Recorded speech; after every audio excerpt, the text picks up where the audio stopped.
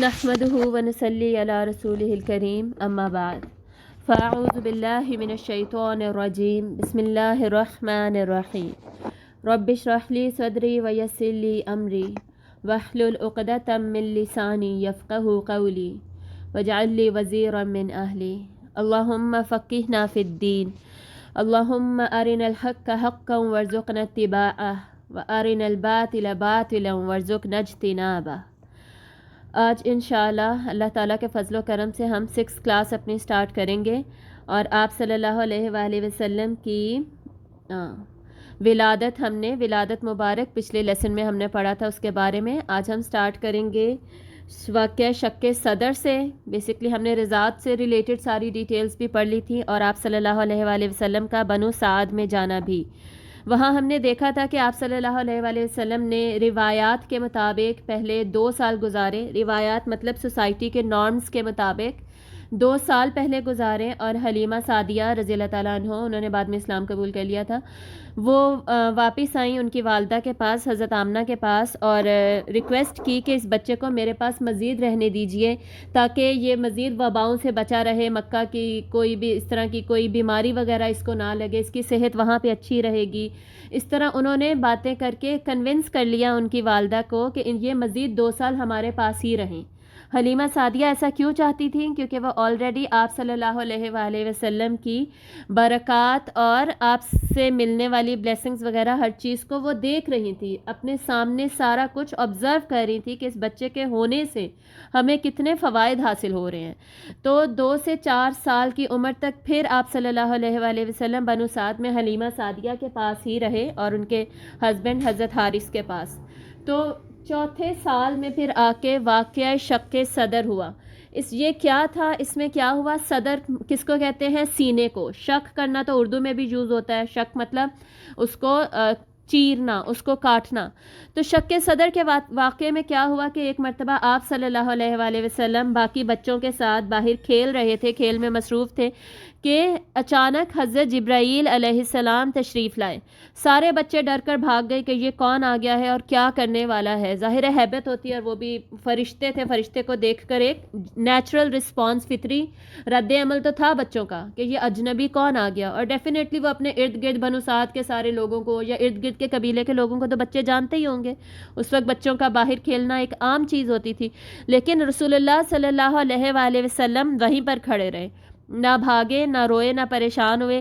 فطری طور پر کچھ نہ کچھ ظاہری سی بات ہے ایک ذہن میں بھی آیا ہوگا اور چہرے پہ بھی نظر آیا ہوگا، لیکن آپ صلی اللہ علیہ وآلہ وسلم وہیں پر کھڑے رہے۔ تو حضرت جبرائیل علیہ السلام نے کیا کیا؟ آپ کو پکڑا، آپ صلی اللہ علیہ وآلہ وسلم کو لٹایا، اور کتابوں میں لکھا ہے کہ آپ نے کوئی مزاحمت اس پر نہیں کی، بہت زیادہ یعنی جیسے ری ایکشن دیتے ہیں وہ نہیں کیا، اور نہ ہی آپ بہت زیادہ روئے۔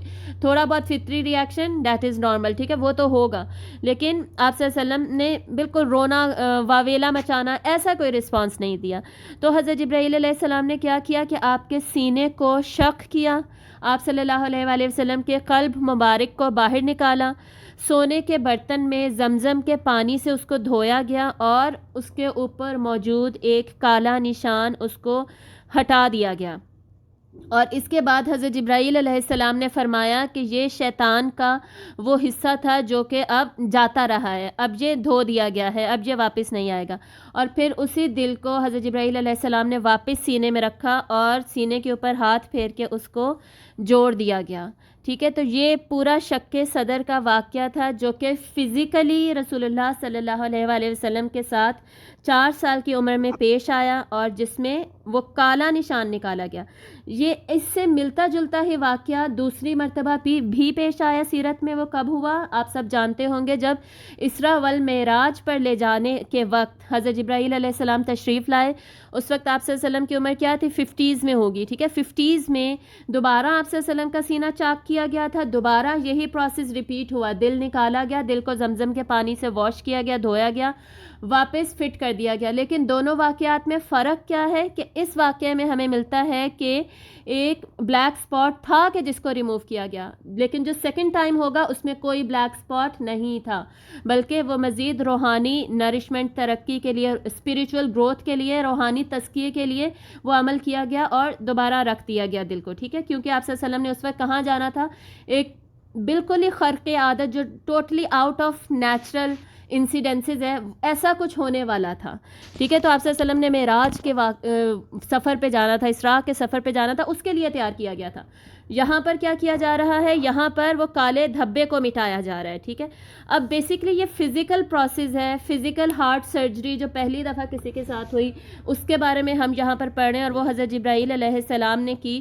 اس کا نتیجہ کیا ہے, یہ کیوں کیا گیا, اس کا رزلٹ کیا ملا, اس جسمانی ایک پروسیس کے ذریعے سے روحانی تزکیہ کیا گیا آپ صلی اللہ علیہ وآلہ وسلم کا, تاکہ آپ صلی اللہ علیہ وآلہ وسلم کو روحانی معراج حاصل ہو. ٹھیک ہے, اور ہم جانتے ہیں, اور جو نہیں بھی جانتے ان کو یہ بات ذہن میں بالکل پکی بیٹھ جانی چاہیے کہ we as human beings we have two realities. ٹھیک ہے, ایک ہماری ہوتی ہے فزیکل ریالٹی جس میں ہماری باڈی آ جاتی ہے, باڈیلی نیڈز آ جاتی ہیں, ہر طرح کی جسمانی ضرورت.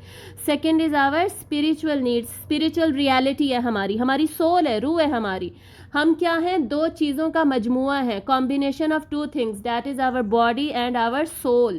ہم نے دونوں کا خیال رکھنا ہے, دونوں کی گروتھ کا خیال رکھنا ہے, دونوں کی تربیت نرشمنٹ کا خیال رکھنا ہے, دونوں کی بھوک پیاس کا خیال رکھنا ہے, دونوں کی بیماریوں کا خیال رکھنا ہے.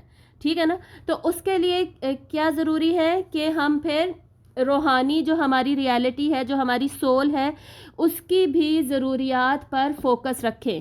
تو یہاں پر یہی روحانی تزکیہ ایک عمل کر کے کیا گیا, اور ہمیں بھی اللہ تعالیٰ نے روحانی تزکیہ کرنے کے لیے بہت زیادہ سٹیپس بتائے ہیں. روحانی تزکیے میں کیا ضروری ہے, شیطان کو دور کیا جائے, جیسے ابھی شیطان کے حصے کو نکالا گیا. ٹھیک ہے, ہم نے کیا کرنا ہے, ہمیں بہت سارے طریقے کے بتائے گئے شیطان کو دور کرنے کے. فار ایگزامپل تعوذ پڑھیے, شیطان بھاگ جاتا ہے. جہاں پر اذان ہو, اذان کی آواز آئے تو شیطان دم دبا کے بھاگتا ہے, اتنی تیزی سے بھاگتا ہے. جب ہم بسم اللہ پڑھ کے گھر میں انٹر ہوتے ہیں, دروازہ بند کرتے ہیں, شیطان نکل جاتا ہے, بھاگ جاتا ہے, کھڑکیوں سے بھی باہر بھاگ جاتا ہے. سورۃ البقرہ اور سورہ آل عمران, اسپیشلی سورۃ البقرہ جس گھر میں پڑھی جاتی ہے تو شیطان بھاگ جاتا ہے. ٹھیک ہے, یہ سارے ہمیں ٹپس اینڈ ٹرکس, عملی پوائنٹس آپ صلی اللہ علیہ وآلہ وسلم نے احادیث کے ذریعے سے ہمیں بھی بتا دیے, تاکہ ہم بھی شیطان کو دور رکھیں اور شیطان ہمارے سینے میں شامل داخل ہو کر وسوسے نہ ڈالے. ہم جانتے ہیں سورۃ الناس سے, فی صدور الناس, لوگوں کے سینوں میں کیا کرتا ہے, وسواس ڈالتا ہے. ٹھیک ہے, تو اس کو دور کیا جائے گا.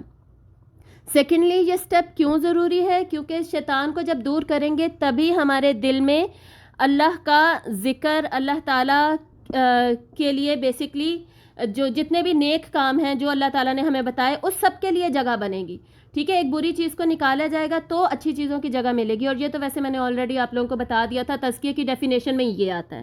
تزکیہ کی ڈیفینیشن ہے ہی یہ, تزکیہ بیسکلی ایک عمل کا نام ہے, مالی کے ایک عمل کا نام ہے. جو گارڈنر ہوتا ہے کہ وہ جب اس نے ایک پودے کو پروان چڑھانا ہے, فرض کریں ایک آم کا درخت ہے, اس کو پروان چڑھانے کے لیے کیا ضروری ہے کہ جو ارد گرد جھاڑیاں اگائی ہیں جن کا کوئی یوز نہیں ہے, کوئی بینیفٹ نہیں ہے, ان سب کو ہٹا دیا جائے, نکال دیا جائے, تو وہ جس درخت نے پروان چڑھنا تو اس کی جڑیں اب مضبوط ہوں گی, اب وہ صحیح سے اوپر کو بڑھ چڑھ سکے گا. ٹھیک ہے, ایگزیکٹلی یہی حال ہمارے دل کا ہے. برائیوں کو ہم نکالیں گے, شیطان کو دور بھگائیں گے, تو ہمارے دل میں اللہ کا ذکر اور نیک اعمال کو جگہ ملے گی, اور پھر ان کے وہ سب کا سب پروان چڑھے گا.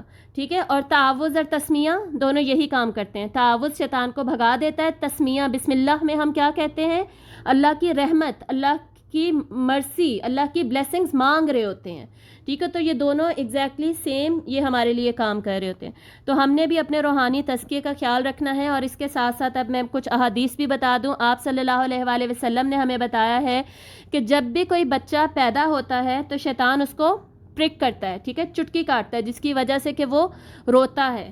سمجھ آئی؟ تو یعنی سیکھا کہ ہم نے کہ شیطان بچپن سے ہی ہمارے اوپر ایفیکٹ کرنا شروع کر دیتا ہے.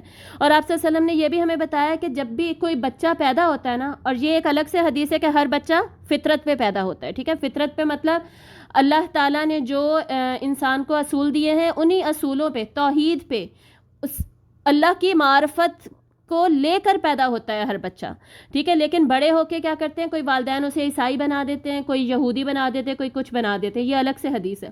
جو میں آپ کو بتانے لگی تھی وہ یہ حدیث ہے کہ ہر بچہ جب پیدا ہوتا ہے تو اس کے ساتھ ہی شیطان ایک قرین لگا دیتا ہے، اس کا بھی، وہ اپنا بھی ایک بچہ اس کے ساتھ، اس انسان کے ساتھ لگا دیتا ہے تاکہ وہ اس کو ڈسٹرب کرتا رہے، وسوسے ڈالتا رہے مسلسل. ہم سب کے ساتھ کیا ہے، ایک ایک قرین ہے. ٹھیک ہے، شیطان والا قرین جو کہ ہر وقت ہمیں وسواس ڈال رہا ہے، ڈسٹرب کر رہا ہے. تو صحابہ نے آپ صلی اللہ علیہ وآلہ وسلم سے پوچھا کہ یا رسول اللہ کیا آپ کے ساتھ بھی ہے؟ تو آپ صلی اللہ علیہ وآلہ وسلم نے فرمایا کہ ہاں میرے ساتھ بھی تھا، لیکن میں نے اسے مسلمان کر دیا. وہ اب مسلمان ہو چکا ہے اور وہ صرف میرے دل میں اب اچھے خیالات ہی ڈالتا ہے. ٹھیک ہے، تو یہ بھی اس واقعے سے لنک بنتا ہے کہ آپ کے دل سے وہ جو کالا دھبا تھا وہ نکال دیا گیا. اس کے علاوہ آپ سب کو یہ حدیث تو پتہ ہی ہے، آپ صلی اللہ علیہ وسلم نے فرمایا کہ جب انسان کوئی گناہ کرتا ہے، کوئی برا کام کرتا ہے تو اس کے دل پہ کالا دھبا لگ جاتا ہے، اور جب وہ توبہ کر لیتا ہے تب وہ کالا دھبا مٹ جاتا ہے. لیکن اگر وہ توبہ نہیں کرتا تو وہ جو کالے دھبے ہیں وہ بڑھتے جاتے ہیں، الٹیمیٹلی کیا ہوتا ہے، پورا کا پورا دل کالا ہو جاتا ہے. ٹھیک ہے، تو ہم نے کیا ضروری ہے ہمارے لیے، ہماری روح کی گروتھ کے لیے، ہماری روح کی نرشمنٹ کے لیے، ہماری روح جو ہے وہ پروان چڑھے، اس کے لیے کیا ضروری ہے کہ ہم یہ کالے دھبے اپنے دل میں لگنے ہی نہ دیں. دیکھیں ہمارا جو قلب ہے اس کی ایک روحانی حقیقت ہے، اس کی بھی ایک جسمانی حقیقت ہے جو ہمیں فزیکلی نظر آتا ہے دل، اور ہماری روح کے ساتھ بھی ہمارا تعلق کوئی نہ کوئی ہمارے قلب کے ذریعے سے ہی ہے. تو ہمارے ایک قلب ہمارا کیا ہے، بہت امپورٹنٹ آرگن، بہت ہی ضروری جز ہمارے جسم کا، اس کی ہم نے بہت زیادہ حفاظت کرنی ہے، اس کی صفائی کی، اس کے تزکیے کی. اس کے اندر کچھ بھی الٹ پلٹ غلط سلط ہم نے انٹر نہیں ہونے دینا، شیطان کو ہم نے اپنے دل پہ قابو نہیں کرنے دینا. اور یہ بھی بات یاد رکھنی ہے کہ ہم اصل میں کیا ہے، اصل میں ہماری جو ریالٹی زیادہ اسٹرانگ ہونی چاہیے، زیادہ امپورٹنٹ ہے، وہ ہے ہماری روح. ٹھیک ہے، وہ رہتی ہے ہمارے جسم کے اندر، جسم اس کا ایک گھر ہے، بس اس کے اندر رہتی ہے. روح اللہ نے پہلے بنا دی تھی جو عالم الارواح میں ہے. جب بھی جسم بننے لگتا ہے تو اللہ تعالیٰ روح کو بھیج دیتے ہیں اس جسم میں انٹر ہونے کے لیے. اس کے بعد جب موت آتی ہے تو روح پرواز کر جاتی ہے واپس اللہ کے پاس. جسم تو بیچارہ مٹی میں رہ جاتا ہے اور وہ مٹی میں مٹی بن جاتا ہے. جسم کی کیا حقیقت ہے، کچھ بھی نہیں. ہم کیا کرتے ہیں، جسم کو کھانا پینا، اس کی بیماریوں، ہر چیز کا خیال ہے، روح بیچاری کا خیال ہی نہیں ہے. تو اب ہم نے اپنے روحانی تزکیے پہ زیادہ سے زیادہ فوکس کرنا ہے، ان اعمال کے ذریعے جن اعمال کا اللہ تعالیٰ نے اور آپ صلی اللہ علیہ وآلہ وسلم نے احادیث میں ہمیں بتا دیا. ٹھیک ہے، اور اپنی روح کو اہمیت دینی ہے. اس کے فوڈ فار سول کیا ہے، قرآن، تو اس کا ہم نے خیال رکھنا ہے، ذکر اس کا ہم نے خیال رکھنا ہے. ٹھیک ہے، تو یہ واقعہ صدر ہوا. یہ ٹاپک سارے انشاءاللہ آگے ہم دیکھتے جائیں گے، اور یہ جتنے بھی ٹاپکس ہیں نا یہ ایج وائز اب ہم کور کریں گے. سارے مکی دور کے جتنے بھی ٹاپکس ہیں انشاءاللہ ایج کے ساتھ ساتھ ہم کور کریں گے. ٹھیک ہے، تو یہ واقعہ 2 مرتبہ پیش آیا، یہ میں نے آپ کو بتا دیا. اس کے علاوہ اس واقعے کا ذکر قرآن مجید میں کیا آتا ہے، تو سورہ علم نشرہ جو ہے، جس کو ہم سورۃ الانشراح بھی کہتے ہیں یا سورۃ الشراح بھی کہتے ہیں، 3 طرح اس کے نام لیے جاتے ہیں. اس کی جو پہلی آیت ہے، علم نشرح لک صدرک، کیا ہم نے آپ کے لیے آپ کے سینے کو کھول نہیں دیا. تو یہ جو آیت ہے اس کی تفسیر میں کچھ علماء نے یہ یقیناً لکھا ہے کہ یہ واقعہ شق صدر کی طرف بھی اشارہ کرتا ہے. ٹھیک ہے، لیکن بیشتر علماء نے یہی رائے دی ہے کہ یہ جو آیت ہے اس میں بیسکلی سینے کو کھول دینے سے مراد ہے کہ سینے کے اندر روشنی اور نور جو ہے قرآن کا، علم کا، وہ داخل ہو سکے، اور جو ظلمات، اندھیرے یا کسی بھی قسم کے پردے ہیں وہ سارا کچھ ختم ہو سکے. لیکن بہت سارے علماء نے اس میں یہ رائے دی ہے کہ اس میں یہ پرٹیکولر آیت شق صدر کی طرف بھی اشارہ کرتی ہے. صحیح ہے، تو احادیث ہم نے پڑھ لی اور اس سے ہم سیکھتے کیا ہیں یہ بھی ہم نے دیکھ لیا. اب ہم چلتے ہیں آگے. اس کے بعد کیا ہوا، رسول اللہ صلی اللہ علیہ وآلہ وسلم نے اپنی والدہ کے ساتھ کتنے سال گزارے، 2 سال، صرف 4 سے 6 سال تک کی عمر میں آپ صلی اللہ علیہ وسلم اپنی والدہ کے ساتھ رہیں۔ اب اس عرصے میں کیا ہمیں کوئی واقعات ملتے ہیں پیار محبت کے، تربیت کے؟ تو ایسا کوئی بھی واقعہ ایز سچ ہمیں نہیں ملتا، سوائے اس کے کہ جب آپ صلی اللہ علیہ وآلہ وسلم نے اپنی والدہ کے ساتھ یثرب کا سفر کیا، ٹھیک ہے، تقریباً 6 سال آپ کی عمر تھی اس وقت۔ اور وہاں پر جانا کیوں ہوا؟ ایک تو وہاں پر حضرت آمنہ آپ کو لے کر گئیں، آپ کے دادا بھی ساتھ تھے اور ایمن بھی ساتھ تھیں۔ ایمن کی آلریڈی تفاصیل ہم پچھلے لیکچر میں پڑھ چکے ہیں، جو کہ حضرت عبداللہ کی ہی لونڈی تھیں، تو وہ ورثے میں پھر حضرت آمنہ کو مل گئیں اور آپ صلی اللہ علیہ وآلہ وسلم کو اب مل جائیں گی۔ تو یہ بھی ساتھ تھے۔ اور یثرب جانے کا مقصد کیا تھا؟ کتابوں میں 2 ریزنز لکھے ہوئے ہیں۔ ایک تو اپنے رشتہ داروں کو ملنا۔ رشتہ دار کون تھے؟ آلریڈی سیکنڈ لیکچر میں نے بتایا تھا، جو ہاشم نے وہاں پر ایک خاتون کو پسند کر کے شادی کی تھی، تو بیسکلی جو عبد المطلب تھے ان کا ننیال وہاں پہ بنتا تھا، ٹھیک ہے، تو ان سے ملنے کے لیے جا رہے تھے۔ دوسرا جو ریزن بتایا جاتا ہے وہ یہ کہ عبداللہ کی قبر آلریڈی یثرب میں ہی تھی، آپ صلی اللہ علیہ وسلم کے والد کی، تو اس کی زیارت کے لیے جا رہے تھے۔ یہ دونوں ریزنز بتائے گئے ہیں۔ اور وہاں جانے کے بعد پھر 1 مہینے کے لیے وہاں پر سٹے کیا گیا، آپ صلی اللہ علیہ وآلہ وسلم اپنی والدہ کے ساتھ وہاں پر رکے، اور اسی دوران پھر آپ کی والدہ بیمار ہوئیں، اور والدہ بیمار ہونے کے بعد ان کا وہیں پر انتقال ہوا، اور وہیں پر ابوا کے مقام پر حضرت آمنہ کی قبر بھی موجود ہے۔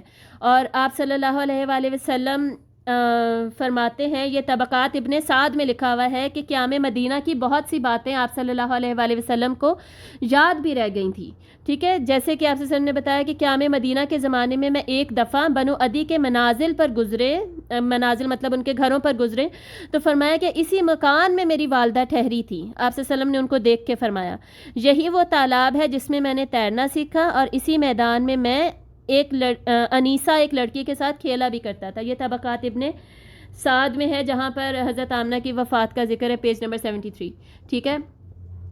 تو پھر جب وفات ہوئی اس کے بعد ایمن نے آپ صلی اللہ علیہ وآلہ وسلم کو لیا اور مکہ واپس تشریف لے آئے، ٹھیک ہے۔ اس کے بعد بہت سالوں کے بعد جب آپ صلی اللہ علیہ وآلہ وسلم نے مدینہ ہجرت کر لی، مدینہ ہجرت کرنے کے بعد ایک مرتبہ کسی ایکسپیڈیشن سے آپ واپس آ رہے تھے، تو مدینہ جانے کے بجائے آپ نے رستہ کچھ چینج کر لیا، ٹھیک ہے، رستہ چینج کر کے کہیں اور جانے لگے، تو صحابہ بھی سارے کے سارے آپ صلی اللہ علیہ وآلہ وسلم کے ساتھ ساتھ آپ کے پیچھے پیچھے ہی جانے لگے۔ اب فوراً تو وہ سوال نہیں کرتے تھے کہ ہم رستہ کیوں چینج کر رہے ہیں، کیا ہو رہا ہے، ادب کا ایک تقاضا ہوتا ہے۔ تو آپ صلی اللہ علیہ وسلم آگے گئے تو ایک قبر موجود تھی، آپ صلی اللہ علیہ وسلم وہاں پر بیٹھ کر رونے لگے، اور آپ صلی اللہ علیہ وآلہ وسلم اتنا زیادہ روئے، یہ پوری حدیث موجود ہے صحیح مسلم میں، اتنا زیادہ روئے کہ آپ صلی اللہ علیہ وآلہ وسلم کی داڑھی مبارک بہت گھنی تھی، ہم آلریڈی پڑھ چکے ہیں، ساری کی ساری تر ہو گئی، اور صحابہ کرام رضی اللہ تعالیٰ عنہم نے کچھ نہیں پوچھا، انہوں نے بھی کیا کیا، فرط محبت میں وہ بھی رونے لگے، آپ صلی اللہ علیہ وآلہ وسلم کے ساتھ ساتھ ہی رونے لگے، ٹھیک ہے۔ تو اس کے کچھ دیر کے بعد پھر آپ صلی اللہ علیہ وآلہ وسلم نے فرمایا کہ یہ میری ماں کی قبر ہے، اور میں نے اللہ تعالیٰ سے اجازت طلب کی تھی کہ مجھے میری ماں کی قبر پر جانے کی اجازت ملے، اور حضرت جبرائیل مجھے یہاں پر لے کر آئے ہیں، اور میں پہلے تم لوگوں کو قبر پر جانے سے منع کیا کرتا تھا، لیکن موت کو یاد کرنے کے لیے اب میں تم لوگوں کو کہوں گا کہ تم لوگ قبروں پر ضرور جاؤ، قبروں کی زیارت کرو۔ تو یعنی قبروں کی جو زیارت کی اجازت ہمیں ملتی ہے نا، وہ اس ایک پرٹیکولر واقعے کے پاس سے ملتی ہے، اور مقصد اس کا کیا ہے، تاکہ ہم موت کو یاد کریں اور ہمارا دل نرم ہو، یہ ریزن آپ صلی اللہ علیہ وآلہ وسلم نے بتایا۔ لیکن ہم جانتے ہیں کہ عورتوں کو عموماً کیوں منع کیا جاتا ہے، کیونکہ ان کا رونا، ان کا واویلا مچانا، ان کا شکوے شکایتیں کرنا، ان کا خود پر کنٹرول نہ رکھ پانا، اس سب کی وجہ سے اوور آل عورتوں کو منع کیا جاتا ہے۔ لیکن آپ صلی اللہ علیہ وسلم نے اجازت دی ہے کہ قبروں کی زیارت کی جا سکتی ہے، مقصد ایک ہی ہے، مقصد یہ کہ موت کو یاد کیا جائے اور دل میں نرمی پیدا ہو اور اللہ کے ساتھ دل لگے، ٹھیک ہے، اللہ سے ملاقات کا شوق ہمارے اندر پیدا ہو، گناہوں سے توبہ کرنے کی رغبت ہمیں ہو، نیک اعمال بڑھانے کی ہمیں رغبت ہو، ٹھیک ہے۔ تو یہ سارے ریزنز کو ذہن میں رکھتے ہوئے کبھی نہ کبھی ہمیں بھی قبرستان کو ضرور وزٹ کرنا چاہیے۔ تو اور یہاں سے ہمیں مزید کیا پتہ چل رہا ہے، آپ صلی اللہ علیہ وآلہ وسلم کی اپنی والدہ سے محبت، اپنے والدین سے ایک تعلق رکھنا، ان کے ساتھ ایک محبت کا جذبہ ہونا، صرف فطری جذبہ ہی نہیں ہونا. آج کل کیا ہے، آج کل تو لوگ اپنے فطری جذبوں کو بھی قل کر دیتے ہیں، ختم کر دیتے ہیں، مار دیتے ہیں، انسینسٹیو ہو جاتے ہیں. بے حسی اتنی زیادہ ہو گئی ہے کہ والدین تک کا خیال نہیں رہا، معاشرے میں قدر نہیں رہی. بیسکلی یہ کہنا چاہیے. کبھی اولڈ ایج ہوم میں چھوڑا ہوا ہے، کبھی ویسے ہی جی آپ چپ کریں، آپ نہ بولیں، آپ نہ پوچھیں، آپ کو کیا پتا ہم پہ کیا گزر رہی ہے. یہ اس طرح کے جو ہمارے رویے ہیں، جو بیسکلی اللہ نے تو اف تک کہنے سے منع کیا سورۃ الاحقاف میں اور سورۃ الاسراء میں بھی، لیکن ہم تو بڑے بڑے سینٹینسز اپنے والدین کو بول رہے ہوتے ہیں. تو ان سے پوچھیں جن کے والدین ہیں نہیں. جیسے آپ صلی اللہ علیہ وآلہ وسلم کی والدہ نہیں ہے اس وقت، اور آپ صلی اللہ علیہ وسلم اس عمر میں 50s میں ہوں گے نا آپ صلی اللہ علیہ وسلم، جب گئے ہوں گے والدہ کی قبر پہ، اور اتنا روئے کہ آپ کی داڑھی مبارک تر ہو گئی. اور آپ صلی اللہ علیہ وسلم کے واقعات ہمیں ملتے ہیں جس میں آپ صلی اللہ علیہ وسلم بہت زیادہ روئے. وہ انشاءاللہ میں سارے کے سارے آپ کے ساتھ شیئر کروں گی، ٹھیک ہے. تو ماں کی، جن کی مائیں زندہ ہیں وہ ان کی قدر کریں، جن کی مائیں نہیں زندہ وہ ان کے لیے صدقہ جاریہ بنے، ٹھیک ہے. اور صرف اتنا ہی نہیں، پیچھے جب ہم نے حلیمہ سعدیہ والا واقعہ پڑھا تھا اس میں بھی ہم نے دیکھا تھا نا، آپ صلی اللہ علیہ وسلم کھڑے ہو گئے، آپ نے اپنی چادر بچھائی کہ وہ اس پر بیٹھیں، ان کو تحائف دیے، ان کی بھی اتنی زیادہ قدر کی، ان کے ساتھ بھی تعلق کو سراہا. ایون ایمن کی آپ صلی اللہ علیہ وسلم اتنی زیادہ قدر کیا کرتے تھے، ٹھیک ہے. تو ہمارے رشتے جو ہیں، ہمارے ریلیشنز ہیں، ان میں تعلق، کنیکشن اسٹرانگ ہونا چاہیے، ٹھیک ہے. ان میں احساسات ہونے چاہیے، ان میں ایک دوسرے کا خیال ہونا چاہیے. اور اپنے والدین کے لیے یہ دعا ضرور مانگیں جو سورۃ الاسراء میں اللہ نے ہمیں سکھائی، رب ارحمہما کما ربیانی صغیرا. یا اللہ میرے والدین پر رحم کر اسی طرح جیسے انہوں نے کہ بچپن میں مجھ پہ رحم کیا. اور ہمیں پتہ ہے کہ آپ صلی اللہ علیہ وسلم کی کتنی احادیث بھی ہمیں ملتی ہیں والدین سے متعلق، خصوصاً والدہ سے متعلق. کیوں ملتی ہیں؟ کیونکہ آپ صلی اللہ علیہ وسلم he was sensitive towards these issues, ٹھیک ہے. والدین کو لے کے بھی وہ سینسٹیو تھے، باقی تعلقات، رشتوں کو لے کر بھی آپ صلی اللہ علیہ وآلہ وسلم سینسٹیو تھے. تو ہم نے اپنی عبادات کے ساتھ ساتھ اپنے معاملات کا بھی خیال رکھنا ہے. دوسری چیز جو ہم یہاں سے سیکھ رہے ہیں وہ کیا ہے؟ رونا کیا ہے؟ نارمل ہے. رونے کو، خصوصاً مردوں کے رونے کو ہمیں بہت زیادہ نارملائز کرنے کی ضرورت ہے. ہم تو اس کو یعنی ہمیں تو اب نارمل لگنے لگ جاتا ہے اگر کوئی مرد ہمارے سامنے رو رہا ہے، اور مردوں کو بھی اب نارمل لگنے لگ جاتا ہے اگر وہ خود رو رہے ہیں، اگر وہ خود اپنے جذبات کے اظہار کے لیے یا کسی کی ڈیتھ پہ یا کسی کی بیماری پر رو رہے ہیں. حالانکہ آپ صلی اللہ علیہ وسلم صحابہ کے سامنے رو رہے ہیں اور آپ کو فرق نہیں پڑ رہا ہے. صحابہ بھی رو رہے ہیں، اس کے بعد بھی ہمیں بہت واقعات ملتے ہیں. حضرت عمر رضی اللہ تعالیٰ عنہ ممبر پہ رویا کرتے تھے، ٹھیک ہے. تو رونے میں اسپیشلی قرآن پڑھتے ہوئے رونا، نماز پڑھتے ہوئے رونا آ جانا، اس طرح کسی والدین کو یاد کرتے ہوئے رونا آ جانا، اس پہ کوئی گھبرانے پریشان ہونے والی اب نارمل بات نہیں ہے. رونے کو نارملائز کرنا چاہیے ہمیں. یہ میں نے اکثر یہ بات سنی ہے، لوگ کہتے ہیں کہ رونے سے انسان کمزور جی دکھتا ہے. آپ اپنی کمزوری کا اظہار کریں دوسرے کے سامنے. جی آپ نہیں کر رہے اپنی کمزوری کا اظہار دوسرے کے سامنے، آپ صلی اللہ علیہ وسلم کیوں کریں گے اپنی کمزوری کا اظہار کسی کے سامنے؟ ٹھیک ہے. رونا کمزوری ہے ہی نہیں. کمزوریاں ہوتی ہیں دوسری، جو کہ آپ کی شخصیت میں کوئی اور ویکنیسز ہوں گی، وہ ہوں گی. رونے کو آپ صلی اللہ علیہ وسلم نے کمزور نہیں سمجھا، کمزوری نہیں سمجھا، ویکنیس. صحابہ نے کمزوری نہیں سمجھا. تو ہمارے پاس یہ کانسیپٹ کہاں سے آیا ہے کہ ہم رونے کو، اور خصوصاً ایک مرد کے رونے کو اتنا زیادہ کمزوری سمجھ لیتے ہیں، جبکہ رونا کیا ہے؟ دل کی نرمی کا اظہار ہے. دل کو نرم بناتا ہے، دل کو نرم شو بھی کرتا ہے، ٹھیک ہے. اسی سے پھر لوگوں کے لیے خیر خواہی کا جذبہ بھی پیدا ہوتا ہے. تو ہم نے اپنے بہت سارے کانسیپٹس ہیں بہت عجیب کر کے بگاڑ کے رکھ دیے ہیں بس. اس کے علاوہ ہم صبر کے بارے میں ہمیں بہت کچھ پتہ چل رہا ہے. صبر کیا ہے؟ صبر میں ہم رو سکتے ہیں، ٹھیک ہے، لیکن صبر میں کیا نہیں کر سکتے؟ زبان سے کوئی غلط الفاظ نہیں نکال سکتے، شکوے شکایتیں نہیں کر سکتے کہ میرے ساتھ ایسا کیوں ہوا. دل میں تڑپ ہو سکتی ہے، تکلیف ہو سکتی ہے، بالکل جی ہو سکتی ہے. دل پریشان ہو سکتا ہے، آنکھیں رو سکتی ہیں، زبان خاموش رہے گی. یہ اصل میں صبر ہے. اور صبر ہوتا کب ہے؟ صدمے کی پہلی چوٹ پر. جب صدمہ مل گیا اس وقت ہائے ہوئے کر لی اور بعد میں کہہ دیا جی میں نے تو صبر کر لیا، یہ صبر نہیں ہوتا. بلکہ جب خبر ملی ہے اسی وقت سے صبر شروع ہو جاتا ہے.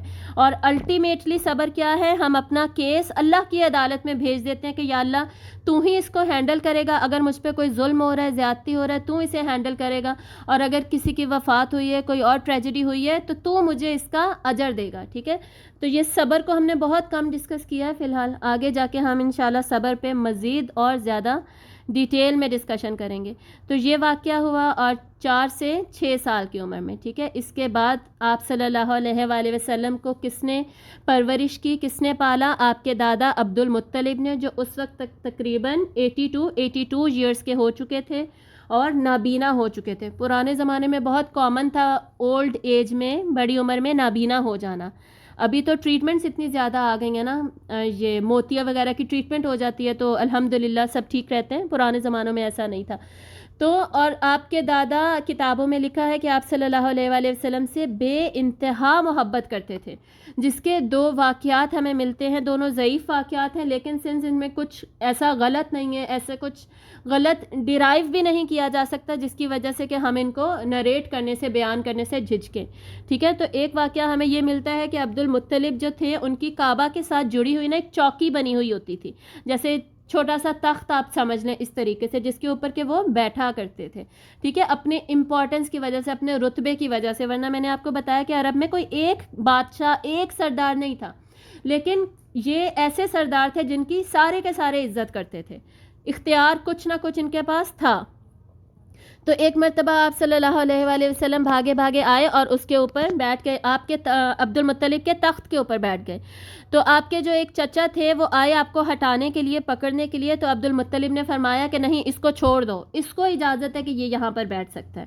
تو یہ عبد المطلب کی آپ صلی اللہ علیہ وآلہ وسلم سے محبت کا اظہار تھا. اس کے علاوہ ہمیں دوسرا واقعہ بھی ایک ملتا ہے کہ جس میں آپ صلی اللہ علیہ وآلہ وسلم کے جو چچا تھے نا, وہ اکثر عموماً آپ سے کچھ نہ کچھ کام کروایا کرتے تھے. کیوں کروایا کرتے تھے؟ کیونکہ آپ صلی اللہ علیہ وسلم جو کام کریں گے وہ ہو کے ہی رہے گا. ایسا ہوتا ہی نہ تھا کہ آپ صلی اللہ علیہ وسلم جو کام کرتے وہ پورا نہ ہو, وہ کمپلیٹ نہ ہو, آپ کچھ ڈھونڈنے لگ رہے ہیں وہ ہو نہیں رہا. ٹھیک ہے. تو وہ اس وجہ سے آپ جو ایسا کام ہوتا تھا کہ مشکل ہے, وہ آپ صلی اللہ علیہ وسلم سے کروا دیتے تھے. تو ایک مرتبہ اونٹ گم گیا ان لوگوں کا, تو انہوں نے آپ صلی اللہ علیہ وسلم کو بھیجا کہ آپ ہی اونٹ کو ڈھونڈ کر لائیں. اور میں نے آپ کو آلریڈی بتا دیا تھا camel was a pricey thing, ایک مہنگی ترین چیز, لگژری ہوتی تھی اس زمانے میں. تو اونٹ کو ڈھونڈنے کے لیے آپ صلی اللہ علیہ وسلم کو بھیج دیا, اور آپ کو کافی دیر ہوگی. اور یہ بچپن کے واقعات ہیں, 6 سے 8 سال کی عمر کے درمیان. ٹھیک ہے.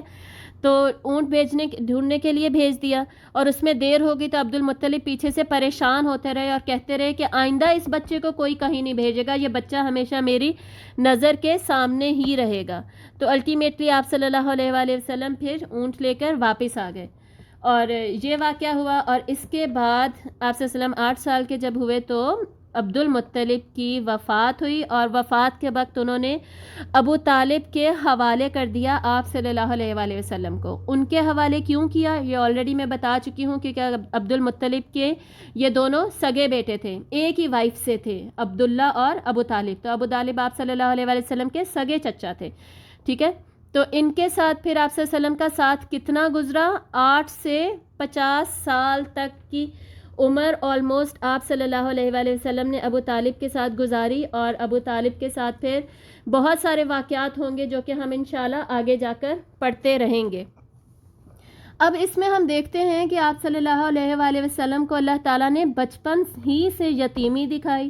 پہلے والد نہیں تھے, 2 سال ہی والدہ کا ساتھ رہا, 2 سال ہی دادا کا ساتھ رہا, اور اس کے بعد آپ صلی اللہ علیہ وآلہ وسلم کو ان سب نے اکیلا چھوڑ دیا, اور الٹیمیٹلی آپ چچا کے ساتھ رہ رہے ہیں. ٹھیک ہے. تو اتنی زیادہ مشکلات, اس سب کے کیا اسباب ہو سکتے ہیں, اور اس سب سے ہم سیکھتے کیا ہیں؟ اس ڈسکشن کو بہت دھیان سے ضرور سنیے گا, اور اپنے بچوں کو بھی سنائیے گا, کیونکہ مشکلات کیا ہیں؟ مشکلات بیسکلی ہم سب کی زندگی کا حصہ ہے. اللہ تعالیٰ نے کیا فرمایا ہے سورۃ الملک میں؟ ہم کیا پڑھتے ہیں کہ ہم سب کی زندگی کا مقصد ہے ہی کیا کہ ہمیں آزمایا جائے, زندگی میں آزمایا جائے کہ کون کتنا کھرا ہے. اس کھرے ہونے کی بیسس پہ ہمیں آخرت میں پھر ریوارڈ دیا جائے. ٹھیک ہے. تو آپ صلی اللہ علیہ وآلہ وسلم پر بھی جو مشکلات آئیں, ان کے پھر نتیجے میں آپ صلی اللہ علیہ وآلہ وسلم نے بھی کیا سیکھا, اور اس میں ہمارے لیے بھی کیا اسباق ہے, یہ انشاءاللہ ہم دیکھتے ہیں. اس سے پہلے میں آپ کو یہ بتاتی جاؤں کہ سورۃ طٰہٰ جو ہم پڑھتے ہیں, جو کہ آتی ہے بیسکلی قرآن مجید میں, سورۃ کہف کے بعد سورہ مریم کے بعد سورہ طٰہٰ آتی ہے، سورہ نمبر 17 بنتی ہے۔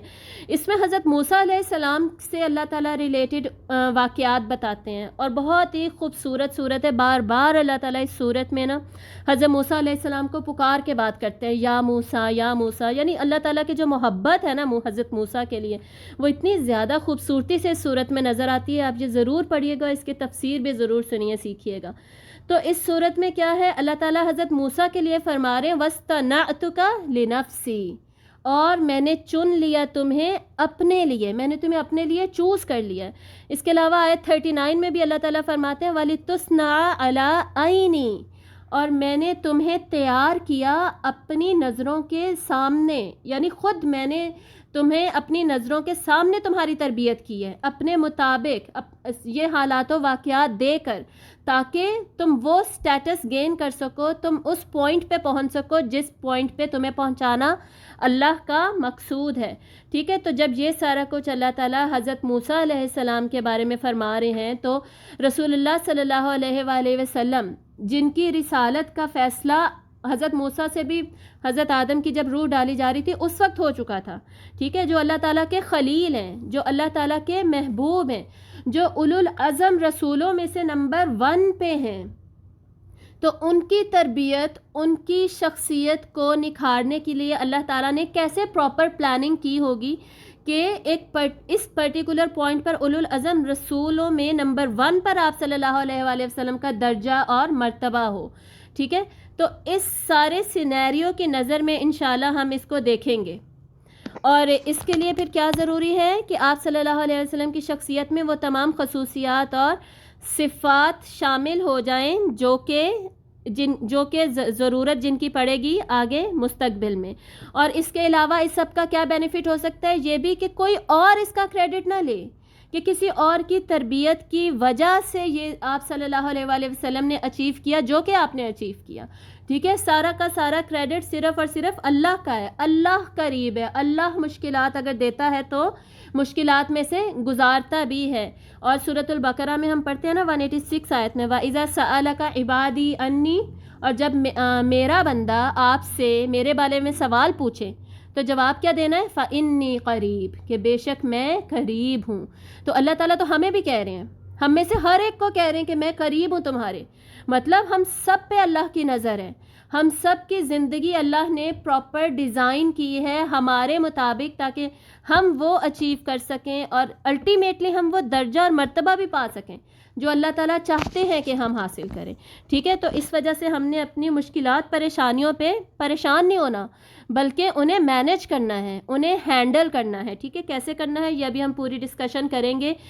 تو اب جس کے مشکل بچپن ہے، جس نے بچپن سے ہی مشکلات دیکھی، وہ الٹیمیٹلی سیکھ کیا رہا ہے، آپ صلی اللہ علیہ وسلم کی پرسنالٹی کیسی بن رہی ہوگی، وہ شخص جلدی میچور ہو جاتا ہے، شعور آ جاتا ہے، اس میں سمجھ ڈیولپ ہو جاتی ہے، اس میں سیلف اویئرنیس آ جاتی ہے، وہ اپنی فیلنگز کو بھی اچھے طریقے سے سمجھ سکتا ہے، اپنے ارد گرد کے حالات و واقعات کو بھی اچھے طریقے سے سمجھ سکتا ہے، اور پھر ان کا جواں مردی کے ساتھ مقابلہ بھی کر سکتا ہے، ٹھیک ہے۔ وہ فوراً ہار نہیں مان لے گا بلکہ وہ مقابلہ کرے گا اس کے ساتھ۔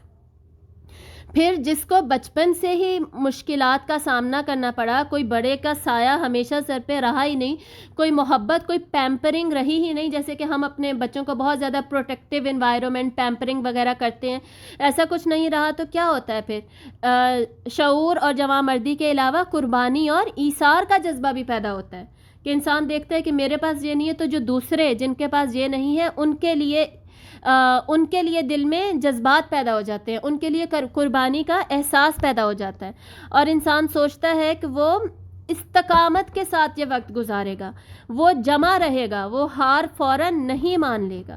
اور یہ سارے واقعات ہیں جو کہ پھر الٹیمیٹلی انسان کو صبر کرنا بھی سکھاتے ہیں، اور صبر الٹیمیٹلی کیا کرتا ہے، انسان کے درجات کو بلند کرتا ہے۔ اور پھر انہی مشکل حالات میں انسان نے ری ایکٹیو نہیں بننا، ڈیفینسو نہیں بننا، بلکہ ان کا بہترین طریقے سے ان کو رسپونڈ کرنا ہے، ان میں رسپانس دینا ہے۔ کیا مطلب یہ کہ پازیٹیولی یہ سارا کچھ مینیج کرنا آنا چاہیے۔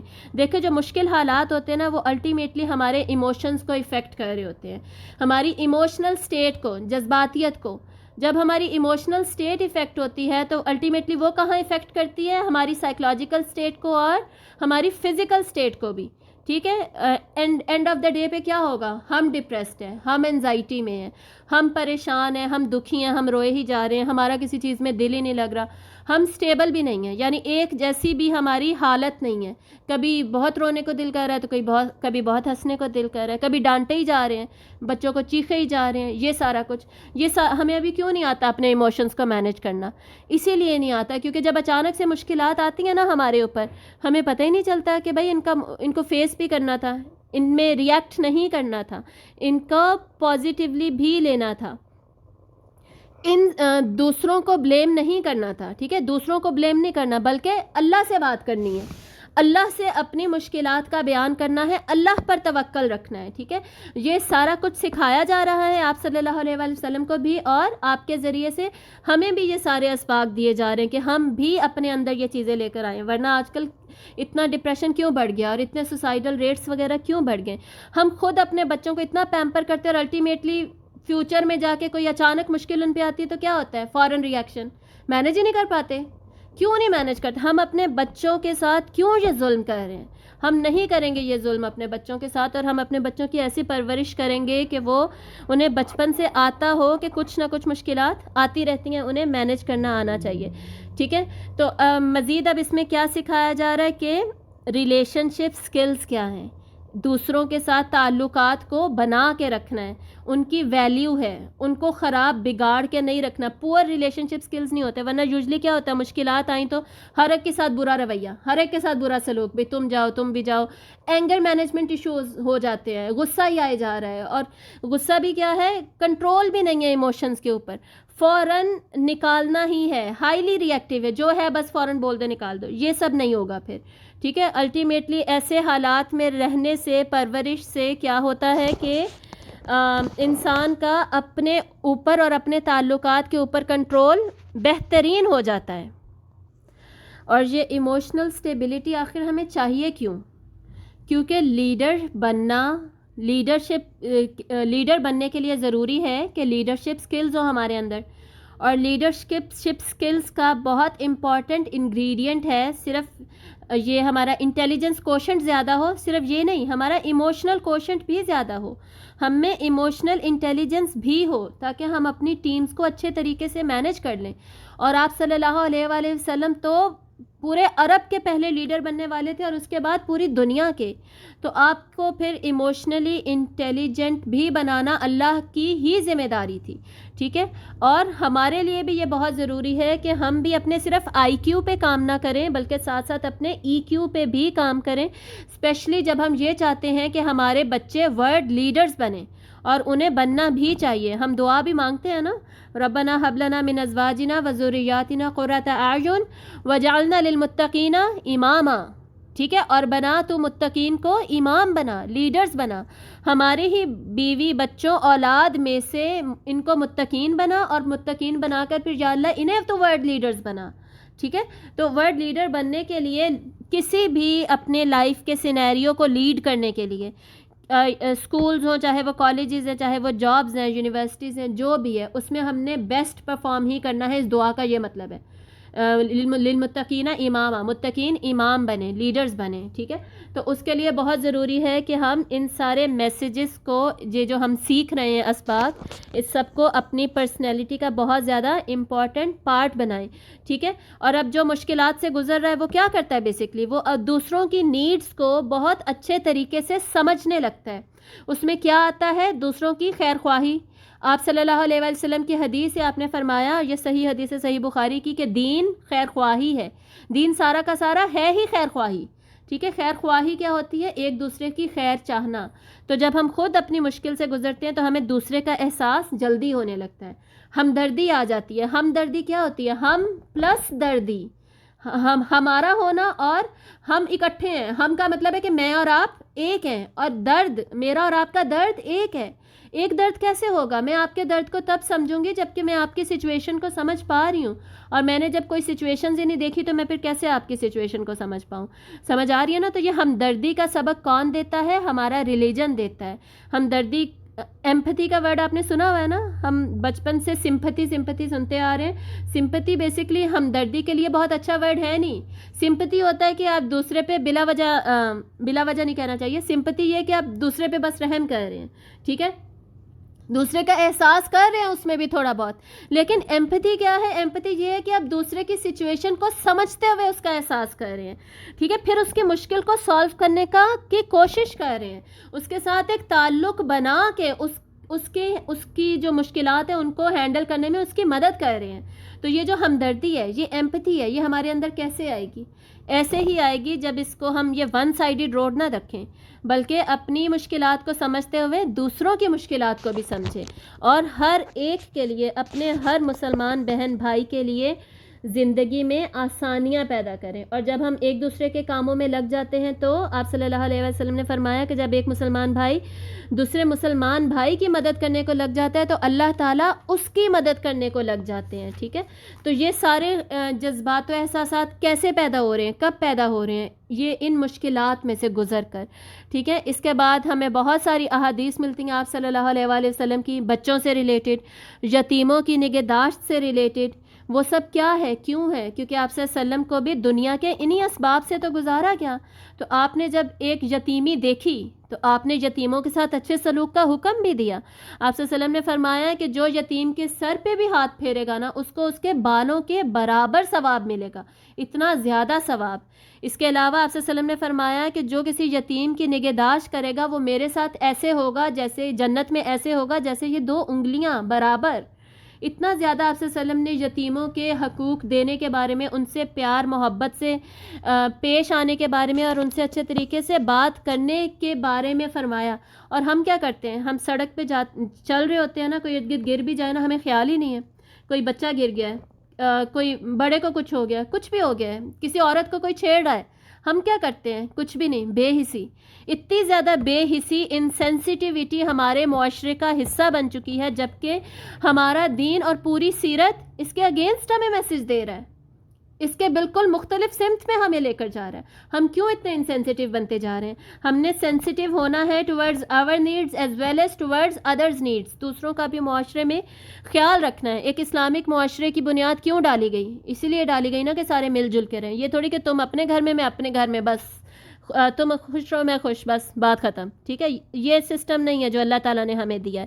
اس کے علاوہ آپ صلی اللہ علیہ وآلہ وسلم نے فرمایا کہ بڑوں کا ادب کرو اور بچوں پر رحم کرو.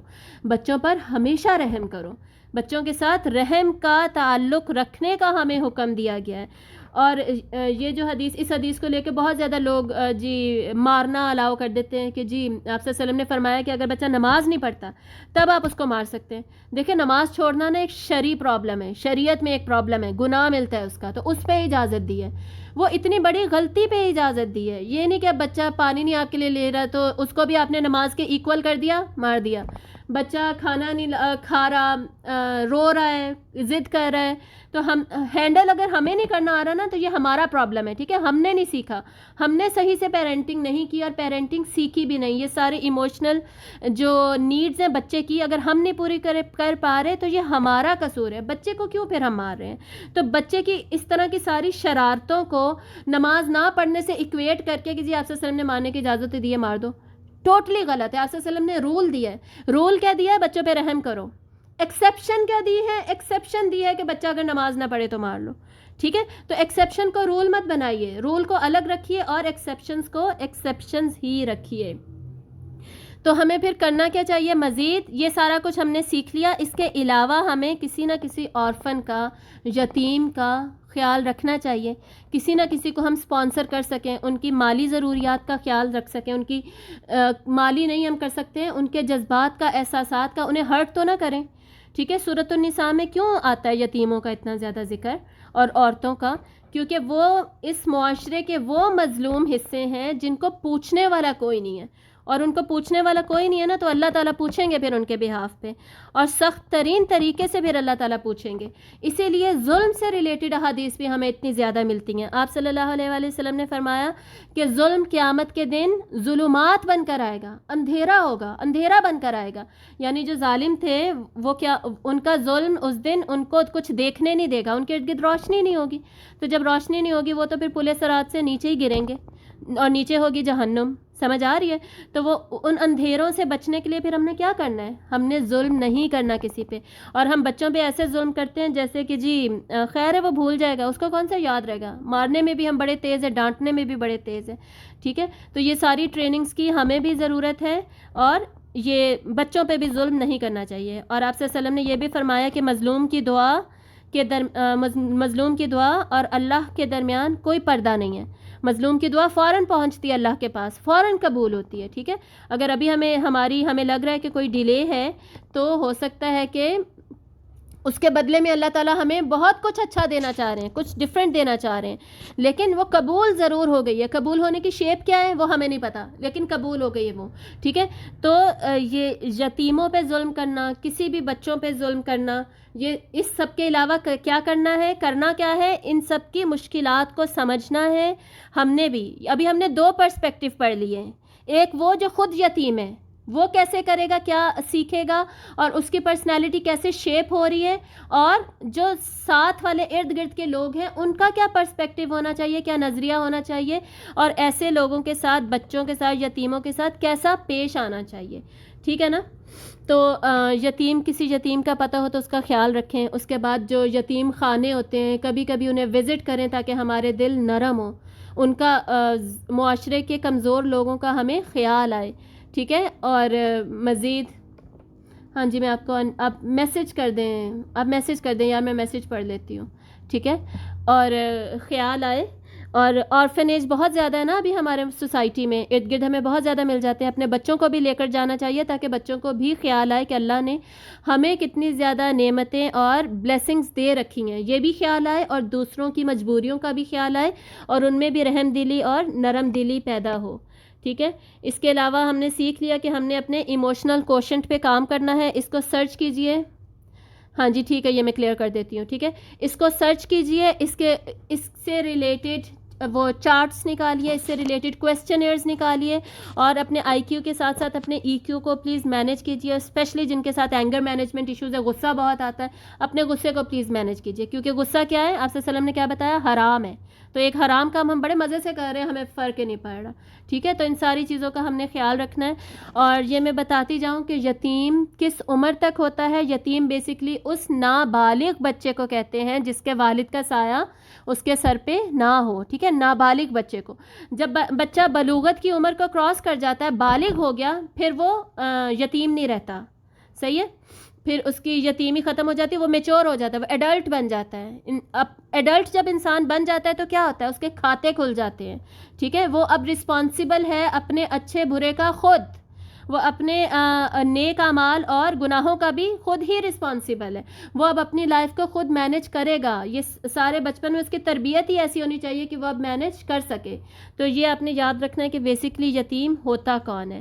ٹھیک ہے، اب اس کے علاوہ آخری بات ہم اس سلسلے میں یہ کر لیں کہ کچھ لوگوں کے ساتھ ایسے ٹراما بھی ہو جاتا ہے، ایسی سچویشنز بھی پیش آ جاتی ہیں، ایسے سڈن واقعات یا ریپیٹیٹیولی ایسے واقعات ہو رہے ہوتے ہیں جو کہ ٹوٹلی ان کو مینٹل النس کی طرف لے جاتے ہیں، ڈپریشن اینڈ انزائٹی کی طرف فائنلی لے جاتے ہیں. دیکھیں ایک سرٹن لیول تک تو ہمیں خود مینج کرنا آنا چاہیے. اللہ کے ذکر سے سکون اور مدد لینی ہی چاہیے روحانی طور پر. لیکن کبھی کبھی ایسا پوائنٹ آتا ہے کہ جب انسان کسی ایسے ٹراما سے گزرتا ہے کہ وہ نہیں مینیج کر پاتا، اسے نہیں پتا کہ اب میں کیا کروں، اب میں اس سچویشن میں سے کیسے گزروں. تو ہم جانتے ہیں کہ یہ دنیا کیا ہے؟ یہ دنیا اسباب کی مکلف ہے. اللہ نے کہا ہے کہ تم دعا کرو تو دوا بھی کرو، تم روحانی مدد سیکھ کرو تو تم فزیکل مدد بھی سیکھ کرو. ٹھیک ہے. اگر جسم بیمار ہوتا ہے تو ہم سورۃ الفاتحہ پڑھ کے دم بھی کرتے ہیں, دوائی بھی لیتے ہیں. تو اگر کسی کو کوئی مینٹل النس, ڈپریشن کی طرف اگر کوئی چلا ہی گیا ہے تو اس کو بھی نگیٹ مت کیجیے, اس کی بھی نفی مت کیجیے, اس کو ریئلائز کیجیے اس کی سچویشن کو, اور پھر اس کے لیے دعا کے ساتھ ساتھ دوا کا بھی بندوبست کیجیے, اس میں کوئی حرج نہیں ہے. ٹھیک ہے. اور یہ دعا میں یہ بھی بہت زیادہ امپورٹنٹ ہے کہ ہم ایموشنل اسٹیبلٹی کے لیے کہ ہمارے مینٹورز ہوں, گڈ اچھی کمپنی ہم ایک دوسرے کو دیں, ہر ایک کی ایک اچھی کمپنی ہونی چاہیے. یہ سارا کچھ اگر تھا تب انسان انشاءاللہ ڈپریشن میں نہیں جاتا, اور اگر نہیں تھا تو اب الٹیمیٹلی اگر اس کو کاؤنسلنگ کی ضرورت پڑ گئی ہے, تھراپیز کی ضرورت پڑ گئی ہے, تو وہ پھر وہ بھی کرنے میں کوئی حرج نہیں ہے. لیکن ہر کوئی اپنی سچویشن کو خود اینالائز کرے گا. ٹھیک ہے. یہ ہم نے سارا مشکل حالات سے ریلیٹڈ ڈسکشن کی. اب آگے آپ صلی اللہ علیہ وآلہ وسلم جب 10 سے 12 سال کی عمر کے درمیان میں تھے تو یہ واقعہ پیش آیا. ٹھیک ہے. یہ واقعہ کیا تھا؟ اب 8 سال کی عمر سے آپ صلی اللہ علیہ وسلم ابو طالب کے ساتھ ہی ہیں. آپ صلی اللہ علیہ وآلہ وسلم شام کی طرف نکلے, کس مقصد کے لیے؟ تجارت کے مقصد کے لیے. ساتھ کون تھا؟ ابو طالب. پہلے تو ابو طالب نے آپ صلی اللہ علیہ وآلہ وسلم کو لے جانے سے انکار کر دیا. انکار کیوں کیا؟ کہ وہاں پہ سفر کی مشکلات ہوں گی, تکالیف ہوں گی, تو میں انہیں نہیں لے کر جاتا. لیکن آپ صلی اللہ علیہ وسلم ابو طالب سے چپک کر رونے لگے, تو انہوں نے ڈیسائیڈ کیا, فیصلہ کیا کہ نہیں, میں انہیں لے کر جاؤں گا. ٹھیک ہے. تو آپ صلی اللہ علیہ وسلم ساتھ نکلے. اب پہلے میں واقعہ ایکسپلین کر دیتی ہوں, اس کے بعد جو یہاں پوائنٹس لکھے ہیں نا وہ میں انشاءاللہ بتا دوں گی.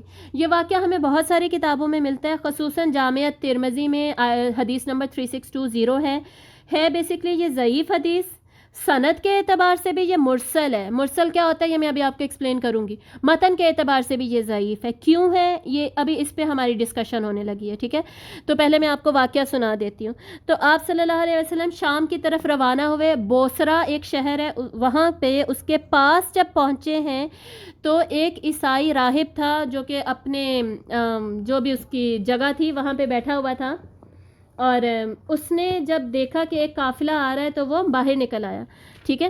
اور باہر نکل کے پھر وہ ان سے ملا, اور اس نے آ کے یہ پریڈکشن دی, یہ بتایا کہ یہ جو آپ کے ساتھ بچہ ہے اس کو یہاں سے لے جائیے, یہ سید المرسلین ہے. ٹھیک ہے. یہ میں آپ کو ریڈنگ کر کے بتا رہی ہوں. وہ راہب کہاں تھا؟ اپنی خانقاہ میں تھا, اس کو خانقاہ کہتے ہیں. اور اس راہب کا نام کیا تھا؟ بحیرہ اس کا نام تھا. اور اس نے باہر آ کر بتایا کہ یہ سید المرسلین ہے, یعنی رسولوں کے سردار, آخری رسول ہیں, انہیں یہاں سے لے جائیے. تو جو قافلے کے لوگ تھے انہوں نے پوچھا کہ آپ کو کیسے پتہ چلا؟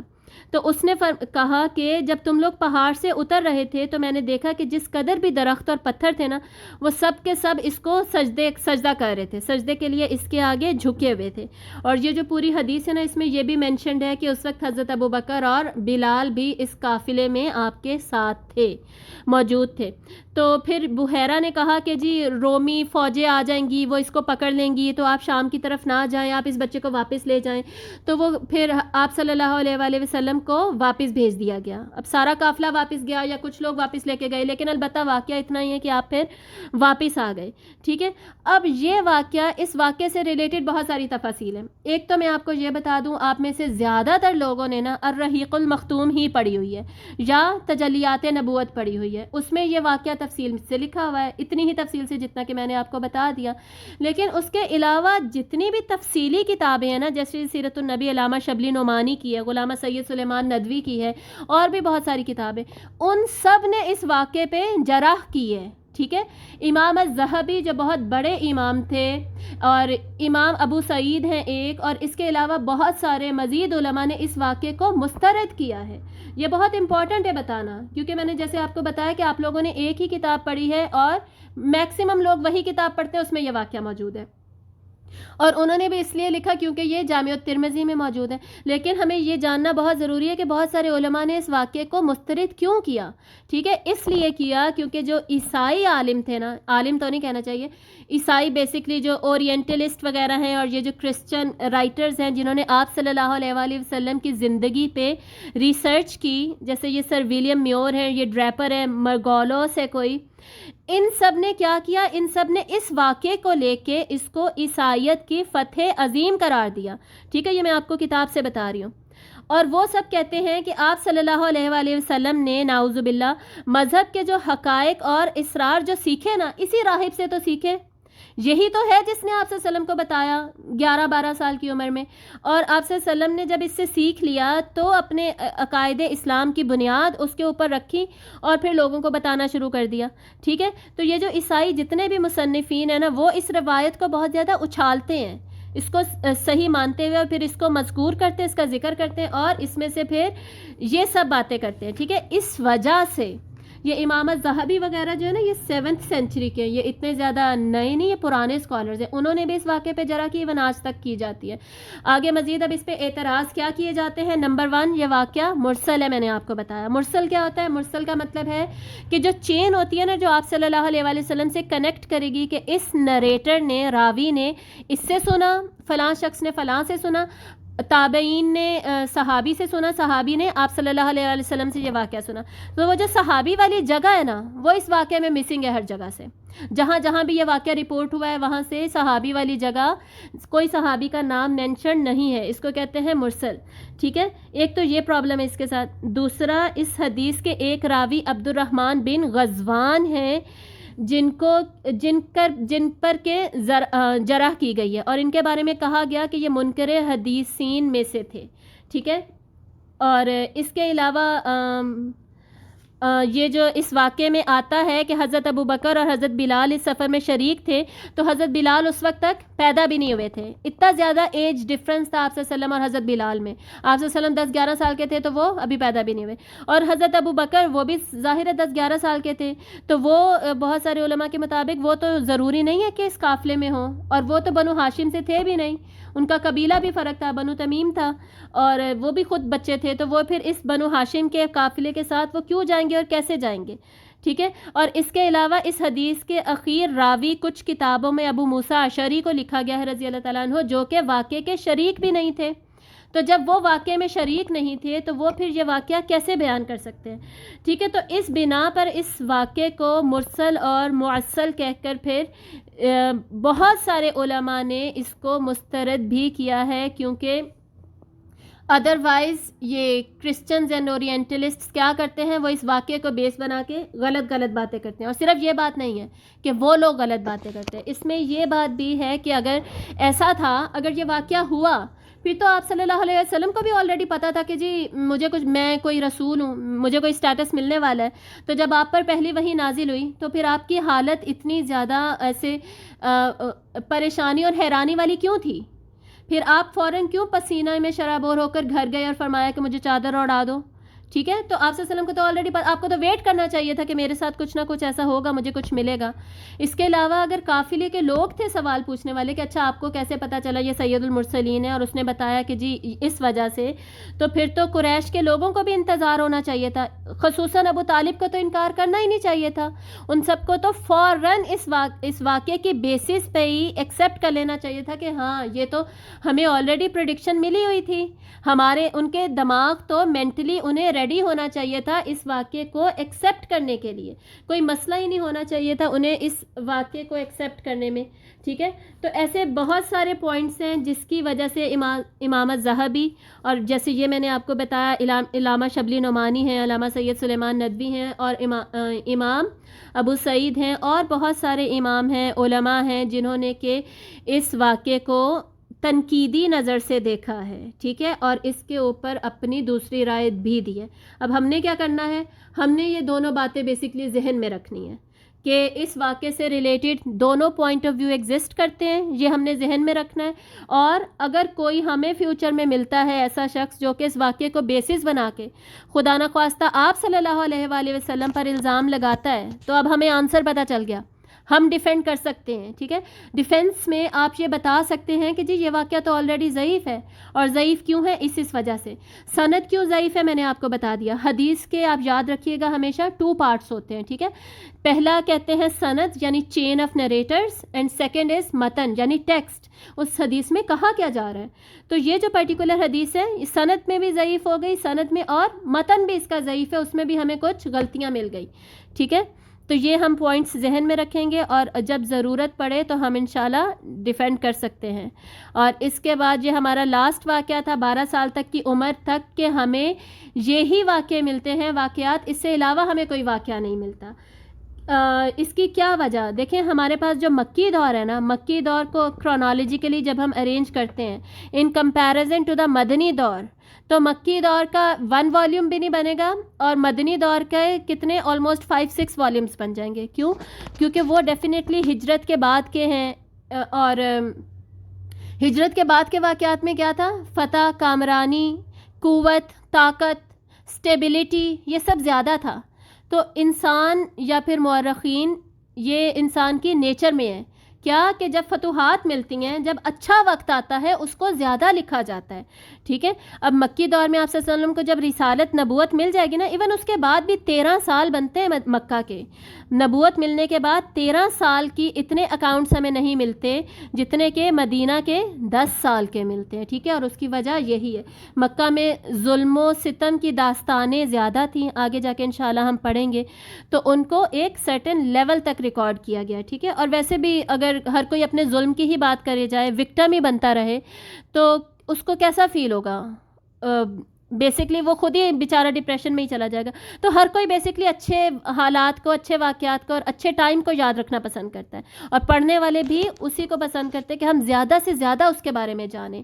اور یہ تو ہو گئی نبوت کے بعد کی ساری باتیں. ابھی تو ہم پھر نبوت سے پہلے کے واقعات پہ ہیں، تو وہ پھر کس نے ریکارڈ کرنے تھے؟ کس کو پتہ ہوں گی اتنی زیادہ تفصیلات؟ تو جو امپورٹنٹ چیزیں تھیں، امپورٹنٹ باتیں تھیں، اللہ تعالیٰ کا ہمیں شکر ادا کرنا چاہیے کہ اللہ کی مرضی سے ایٹ لیسٹ وہ سب ہم تک پہنچ گئیں. ٹھیک ہے.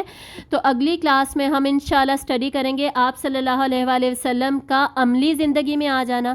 آپ نے جو فرسٹ جاب کی وہ کیا تھی، اس کے بعد سیکنڈ جاب آپ نے کیا سٹارٹ کی، اس کے بعد آپ اپنی سوسائٹی کا ایک امپورٹنٹ پارٹ تھے. ایسا نہیں تھا کہ بس گھر میں بند حصہ ہی نہیں لے رہے. ٹھیک ہے. حالانکہ یتیمی میں زندگی گزاری، لیکن دب کے نہیں گزاری. آپ کی پرسنالٹی ایسے دبی ہوئی نہیں تھی.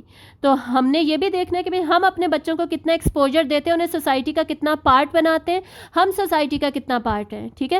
پھر جنگ فجار ہوئی تھیں، ان میں آپ نے کیا رول پلے کیا، حلف الفضول میں آپ کا کیا رول تھا، اور پھر حضرت خدیجہ رضی اللہ تعالیٰ عنہا سے نکاح. اور انشاءاللہ کوشش کریں گے آپ صلی اللہ علیہ وآلہ وسلم کی جو ان سے اولادیں ہیں اس کو بھی نیکسٹ سیشن میں ہم کور کر لیں. اور اس سے نیکسٹ سیشن میں پھر آپ کو پتہ ہے کیا ہوگا، آپ صلی اللہ علیہ وآلہ وسلم کی نبوت کا ذکر ہوگا. ٹھیک ہے. چلیں اب انشاءاللہ کلاس میں اینڈ کرتی ہوں، اور اینڈ کرنے کے بعد کویسچن آنسر کا سیشن رکھتے ہیں. سبحانک اللہم و بحمدک، اشہد ان لا الہ الا انت، استغفرک و اتوب الیک. السلام علیکم ورحمۃ اللہ وبرکاتہ.